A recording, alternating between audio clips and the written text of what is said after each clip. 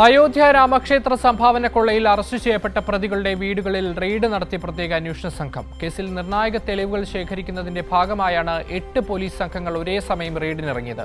അതേസമയം ഉന്നതരെ സംരക്ഷിക്കുന്നതിന്റെ ഭാഗമായാണ് ചമ്പത് റായ് ഉൾപ്പെടെയുള്ള ട്രസ്റ്റ് ഭാരവാഹികളെ അറസ്റ്റ് ചെയ്യാത്തത് എന്ന വിമർശനവും ശക്തമാവുകയാണ്.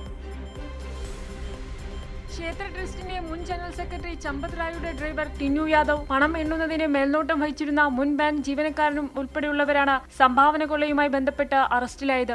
ഇവരുടെ അയോധ്യയിലെ വീടുകളിലാണ് പ്രത്യേക അന്വേഷണ സംഘം ഇന്ന് റെയ്ഡ് നടത്തിയത്. ഇന്നത്തെ റെയ്ഡിൽ ലഭിച്ച കാര്യങ്ങളെക്കുറിച്ച് പോലീസ് ഇതുവരെ വെളിപ്പെടുത്തിയിട്ടില്ല. എന്നാൽ പ്രതികളിൽ നിന്ന് ഇതുവരെ 79 ലക്ഷത്തിലധികം രൂപ പോലീസ് കണ്ടുകെട്ടിയിട്ടുണ്ട്. അയോധ്യയ്ക്ക് പുറത്തുള്ള ഇവരുടെ വീടുകളിലേക്കും വരും ദിവസങ്ങളിൽ റെയ്ഡ് വ്യാപിപ്പിക്കും. അതേസമയം trust general secretary Champat Rai, മറ്റു ഭാരവാഹികൾ എന്നിവർക്കെതിരെ കേസെടുക്കാത്തതിലും വീടുകളിൽ റെയ്ഡ് നടത്താത്തതിനെതിരെയും വിമർശനം ശക്തമാണ്.